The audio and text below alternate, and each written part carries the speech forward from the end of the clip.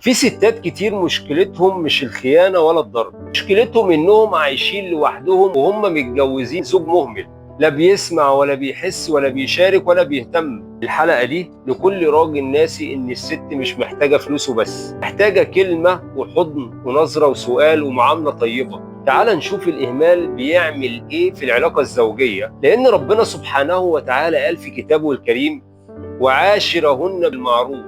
يعني إيه؟ يعني مش بس نعيش معاهم، لا ده احنا نعيش معاهم بإحسان وبحب وبتفاهم وبالكلمة الطيبة. صدقني الإهمال والتجاهل والسكوت وقت الزعل مش من المعروف خالص. يعني مثلا الزوج ساعات بيغلط من غير ما يحس، بيشيل شغل ومصاريف ومشاكل البيت وهموم تانية كتير وينسى أهم حاجة: الست اللي هي شايلة معاه الحياة اللي هي زوجته. بقى بيشوفها عادي، مش بيسمع كلامها كله، بيزهق بسرعة وهي بتتكلم معاه، مش فاكر آخر مرة أصلا قال لها بحبك. وبنسأل ليه الست بتتغير؟ ليه بقت عصبية؟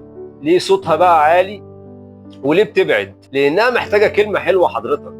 حضن وقت الزعل ده حاجة بسيطة جدا، ده انت لو قلت لها بحبك ده الدنيا بتختلف معاها تماما. حد يسمعها مش بيسيبها تتكلم لوحدها، يعني اقعد واسمعها وشوف مشاكلها ايه. الإهمال مش بس في المشاعر، ده كمان في التفاصيل الصغيرة، لما بتتعب وما بتسألش، لما تغير شعرها وما تلاحظش انها غيرت شعرها اصلا، لما تبكي وما تحضنهاش. انت ممكن تشوف الحاجات دي بسيطة جدا، بس صدقني بالنسبة لها هي حياة. لكن لما الوجع بيطول والسند بيختفي هي بتقع. لو بتحبها ارجع لها بكلمة طيبة وبكلمة حسنة وبحضن صادق وبتقدير بسيط. خلي بالك الست لما بتزهق مش دايما بتقول، بس لما تسكت ده اخطر من اي كلام. كفاية اهمال قبل ما تندم. ولو حسيت ان الكلام ده لمسك بجد، شارك الفيديو ده مع اي حد بتحبه، يمكن يكون محتاج يسمع الجملة دي. وهي مش ناقصة فلوس، الزوجة مش ناقصة فلوس، هي ناقصة اهتمام.